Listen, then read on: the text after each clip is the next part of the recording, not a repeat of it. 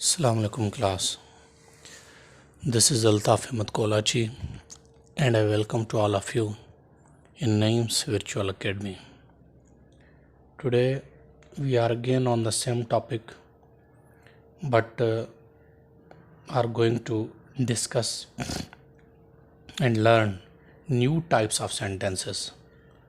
Okay, one thing here I would like to share with you that I have tried my level best to put out here for you all the important things that are completely related to the exams. But all those things are also included in it, which are somehow important in other tests as well for your from your learning point. अच्छा हाणे अॼु असां वरी जेको आहे sentence structure ते आहियूं, ॿिया क़िस्म जा सेंटेंस पढ़ूं था। हाणे हिते तव्हांखे हिकिड़ी ॻाल्हि ॿुधाइणु ज़रूरी बि सम्झां थो, ॿी बि उहा इहा कि सेंटेंस स्ट्रक्चर खे थोरो मां अञा लंबो इन जे लाइ बि हलायो आहे त सेंटेंस स्ट्रक्चर सां गॾोगॾु ईअं सम्झो तव्हांजो जेको एरर डिटेक्शन वारो टॉपिक आहे न, उहो बि आहिस्ता आहिस्ता कवर थींदो थो वञे। सेंटेंस स्ट्रक्चर खां पोइ असां वरी एरर डिटेक्शन ते ईंदासीं। हाणे ठीकु आहे, एरर डिटेक्शन शुरू में पढ़ीसीं पर उहो प्रॉपरली कोन हलाए सघियासीं ऐं मुंहिंजो उन टाइम नियत बि न हुई, दिलि बि न हुयो, शागिर्दनि जी डिमांड ते असां उहो कमु कयोसीं। पर हाणे अॻिते हली करे वरी असां जेको आहे उहो जेको आहे न एरर डिटेक्शन खे वरी पढ़ंदासीं। ठीकु आहे, हाणे तव्हांखे इनशाला एरर डिटेक्शन सम्झ बि ईंदी। पर हे सेंटेंस स्ट्रक्चर में जेके रूल्स रेगुलेशन्स असां पढ़ूं था पिया न, इहा आहे त सेंटेंस जी स्ट्रक्चर ई एरर डिटेक्शन में तव्हांखे इहा वॾो फ़ाइदो ॾींदी। एरर डिटेक्शन में बि इहे ई ग़लतियूं हूंदियूं आहिनि तक़रीबन। स्ट्रक्चर सेंटेंस जो स्ट्रक्चर ग़लति उन्हनि ठाहे ॾिनो हूंदो आहे त उहे ग्रामेटिकल मिस्टेक्स निकिरंदियूं आहिनि। ठीकु आहे, इन जे लाइ बि इन खे थोरो मां लंबो छिकियो आहे टॉपिक खे, ताकी तव्हांखे सिखण लाइ घणो मवाद मिली सघे। इहो न सिर्फ़ु इन इम्तिहान में, तव्हांखे बाक़ी बि जेके इम्तिहान अचनि था पिया उन्हनि में तव्हांखे बहितरीन तरीक़े सां कमु ॾींदो। अच्छा हाणे अचो टॉपिक ते। नंबर पहिरियों सेंटेंस आहे दे have bin dash, working hardly या वर्किंग हार्ड। हाणे हिते तव्हां हिकिड़ी ॻाल्हि सम्झी छॾो त हाणे हिते एतिरे ते तव्हांखे सेंटेंस सम्झ अचे थो, ग्रामेटिकली हले थो पियो दे हैव बिन वर्किंग, हे प्रेज़ेंट परफेक्ट कंटिन्यूअस जो सेंटेंस आहे। ठीकु आहे, हाणे एतिरे ते वर्किंग ताईं त अची वियो। दे हैव बिन वर्किंग हार्डली जो मतिलबु तव्हां पहिरियों सम्झो त निकिरे छा थो। दे हैव बिन वर्किंग हार्डली माना उहे जेको आहे सख़्ती सां कमु करनि था, सख़्ती सां। ठीकु आहे न, हाणे महिनत सां जंहिंखे चऊंसि। अच्छा, ऐं हिन जी माना ॾिसो, दे हैव बिन वर्किंग हार्ड, उहे सख़्तु महिनत करनि था,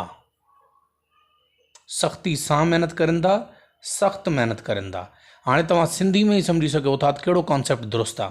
सख़्ती सां महिनत न कबी आहे, सख़्तु महिनत कबी आहे। ठीकु आहे, इन जे लाइ असांजो जेको करेक्ट ऑप्शन आहे, यानी अहिड़े क़िस्म जे सेंटेंस में आख़िर में छा ईंदो आहे, एडजेक्टिव। हार्ड एडजेक्टिव आहे, हार्डली एडवर्ब आहे। एडजेक्टिव फ्रेज़ इन खे चइबो आहे, या एडजेक्टिव डायरेक्टली तव्हां चओसि। एडजेक्टिव इस्तेमालु थींदो आहे, एडवर्ब इस्तेमालु नाहे थींदो, छो त मीनिंग हिन सां सही बीहंदी आहे। करेक्ट ऑप्शन असांजो इहो सही आहे। अच्छा हाणे अचो नंबर ॿिए ते। दीज फ्लावर्स डैश, साॻियो हिन वारो टाइप आहे इहो। स्मेल स्वीटली माना सुठे तरीक़े सां स्मेल ॾियनि था पिया। ठीकु आहे, ख़ुशबू ॾियनि था पिया। या स्मेल स्वीट, सुठी ख़ुशबू ॾियनि था, सुठे तरीक़े सां ॾियनि था। हिन जी माना त सुठे तरीक़े सां ॾियनि था ख़ुशबू, हिन जी माना आहे सुठी ख़ुशबू ॾियनि था। हाणे करेक्ट कहिड़ो ऑप्शन सही आहे तव्हां सम्झी सघो था। हेॾे बि रूल बि आहे, तव्हां माना बि कॾहिं ॾिसंदोसि त हिन जी माना सही निकिरंदी त जेके गुल हूंदा आहिनि उहे सुठी ख़ुशबू ॾींदा आहिनि, सुठे तरीक़े सां ख़ुशबू न ॾींदा आहिनि, उहे सुठी ख़ुशबू ॾींदा आहिनि। Therefore the correct option from these A and B is smell sweet. ठीकु आहे। अच्छा हाणे अचो नंबर टे सेंटेंस ते। हाणे नंबर टियों sentence, these students are dash at 10 page या 8 पेज 10। हाणे तो ग्रामेटिकली जेकॾहिं तव्हांखे मामूली बि ग्रामर तव्हां सुठी टच कई आहे, मामूली बि, त तव्हांखे सम्झ अची वेंदी त दे आर 8 पेज 10 थींदो, 8 10 पेज न थींदो। हाणे 10 पेज मञा तव्हां सम्झी सघो था कॉन्सेप्ट ई क्लियर नथो थिए। ग्रामेटिकली 8 10 पेज 10 पेज न थींदो आहे, पेज नंबर 10 थींदो आहे, या पेज 10 थींदो आहे, 8 10 पेज न थींदो आहे, 8 11 पेज न थींदो आहे। इन जे लाइ करेक्ट असांजो ऑप्शन छा आहे, उहो हे आहे। अच्छा, हाणे नंबर चौथे ते अचो, इंटरलिंक्ड आहे हिन सां उहो बि। हे he is in dash class 5th या क्लास 5। हाणे हिन ॿिनि में तव्हां फ़र्क़ु खे थोरो सम्झी छॾो, इहो इम्पॉर्टेंट अथव। हाणे क्लास 5th, हाणे 5th तव्हां मैथमेटिक्स में पढ़ी आहियो, 5th जी माना आहे कंहिं हिकिड़ी शइ जो 5हों हिसो,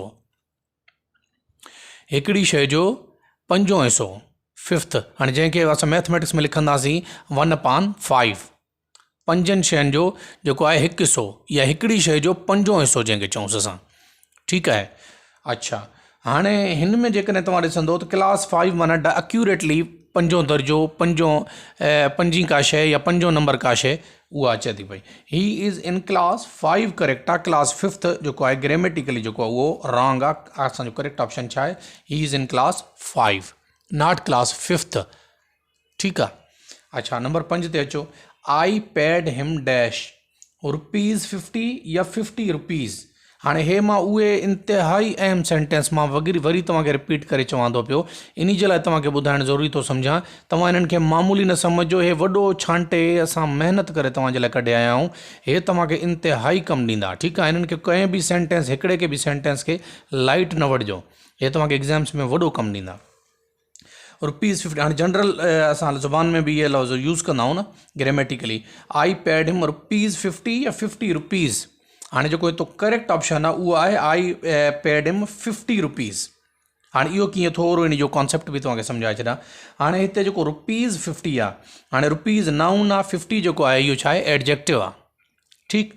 हाणे 50, हाणे तव्हां असां छा चवंदा आहियूं, he is a good student चवंदा आहियूं न, गुड एडजेक्टिव पहिरियों ईंदो आहे, स्टूडेंट नाउन बाद में ईंदो आहे। या चवंदा आहियूं ही इज़ स्टूडेंट गुड, ग़लति आहे न, पहिरियों स्टूडेंट न ईंदो, पोइ एडजेक्टिव न ईंदो, पहिरियों एडजेक्टिव ईंदो, पोइ नाउन ईंदो। जीअं चवंदा आहियूं he is a good student, पहिरियों गुड आयो, एडजेक्टिव, पोइ नाउन आयो। लाइक वाइज़ पहिरियों 50 ईंदो, एडजेक्टिव 50 आहे, नंबर आहे, एडजेक्टिव ऑफ नंबर, पहिरियों 50 ईंदो, पोइ रुपीज़ ईंदो। हिते सम्झ अचे थी, हे 50 एडजेक्टिव आहे, रुपीज़ नाउन आहे, त हे असांजो करेक्ट फॉर्मेशन छा आहे, सेंटेंस जी स्ट्रक्चर छा आहे, उहा हे बीहंदी ₹50, न कि ₹50 बीहंदी, ठीकु। अच्छा, हाणे इन खां अॻिते हलो। हाणे इन खां अॻिते आहे नंबर 6। हाणे नंबर 6 जेको सेंटेंस आहे उन में आहे, his home is dash mine, his home is dirty than mine, या his home is dirtier than mine. हाणे इहो बि एडजेक्टिव आहे, एडजेक्टिव जी डिग्रीज़ जो इस्तेमालु आहे। होपफुली हिते तव्हां सम्झी बि विया हूंदो, पर ॿुधाइणु इम्पॉर्टेंट आहे। हाणे डर्टी त न थींदो आहे। हाणे यादि रखे छॾो, जॾहिं असां हिकु शइ खे ॿी सां कंपेयर कंदा आहियूं त कॉम्पेरेटिव डिग्री ऑफ एडजेक्टिव इस्तेमालु थींदी आहे।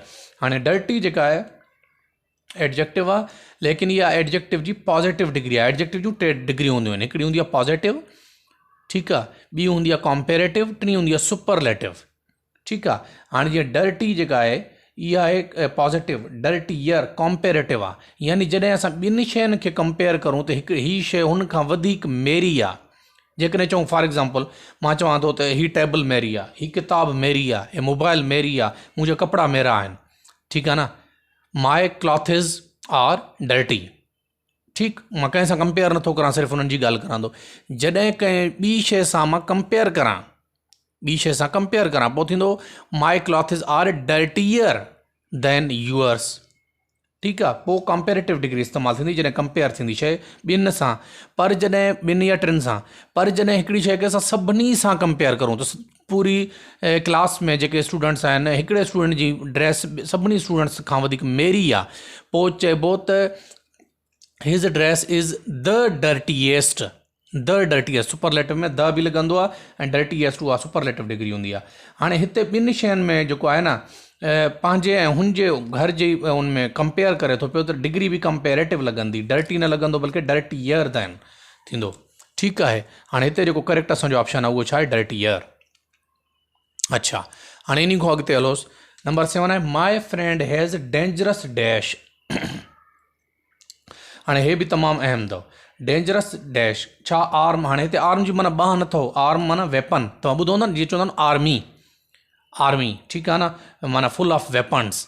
आर्मी वटि हथियार हूंदा आहिनि, ठीकु आहे। आर्म माना वेपन, हथियार, माना जीअं बंदूक थी वई, या जीअं आहे 3G थी वई, या पिस्टल थी वई, या इहे सभु इन्हनि खे आर्म चइबो आहे, हथियार, ठीकु आहे। हाणे my friend has dangerous arm या डेंजरस आर्म्स, हाणे ॿई वेपन जे लाइ यूज़ थींदा, लेकिन यादि रखे छॾो कॾहिं बि वेपन्स जे लाइ जेको आर्म यूज़ कबो सिंगल में कॾहिं बि न कबो, भले मुंहिंजे दोस्त वटि हिकिड़ी पिस्टल हुजे, ठीकु आहे। मां आर्म नथो चई सघां, आर्म चइबो ई न आहे, ग्रामेटिकली हे सिंगुलर इस्तेमालु थींदो ई न आहे। छा इस्तेमालु थींदो आहे, pillar, my friend has dangerous arms थींदो, ठीकु आहे, आर्म इस्तेमालु न थींदो आहे।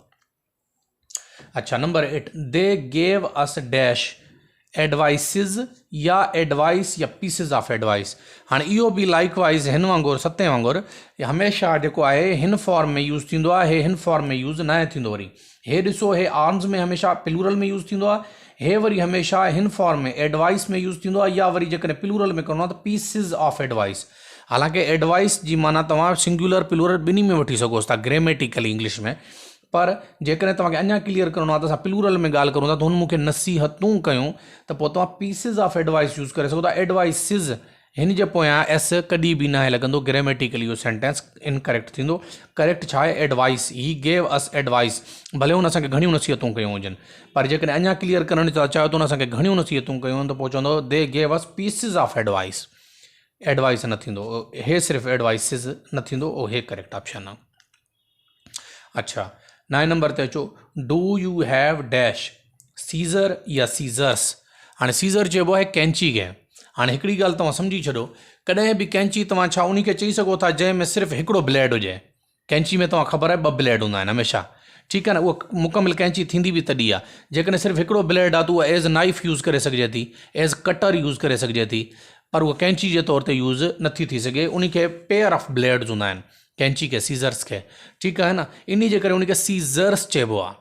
सीज़र कॾहिं बि न चइबो आहे, सीज़र जो माना ईअं सम्झो हिकु ब्लेड थी वियो, सीज़र्स चइबो आहे उनखे। इन जी ॻाल्हि डू यू हैव, भले असां हिकिड़ी कैंची जी ॻाल्हि करूं था तॾहिं बि सीज़र्स थींदो, सीज़र कॾहिं बि न थींदो। Do you have scissors, not scissor, because that scissors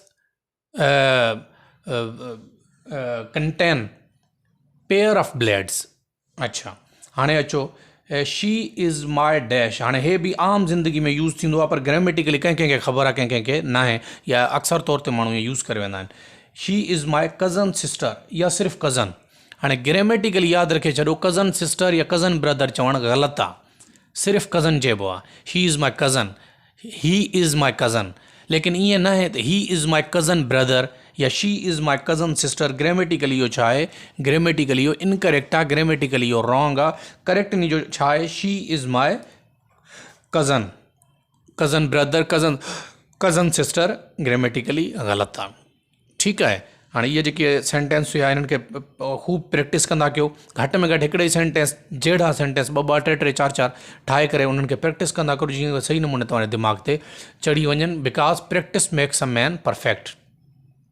जेतिरी इन शइ जी तव्हां प्रैक्टिस कंदो ओतिरो इहे शयूं तव्हांजे इनशाला दिमाग़ ते चढ़ी वेंदियूं। होपफुली अॼु जो लेक्चर तव्हांखे सम्झ में अची वेंदो। इनशाला इन खां अॻिते जेको आहे सुबुह हलंदासीं। इन में जेकॾहिं का शइ क्लियर न थी हुजे, को कॉन्सेप्ट सम्झ में न आयो हुजे, तव्हां बिल्कुलु मूंखां क्वेश्चन करे सघो था पिया। Thank U.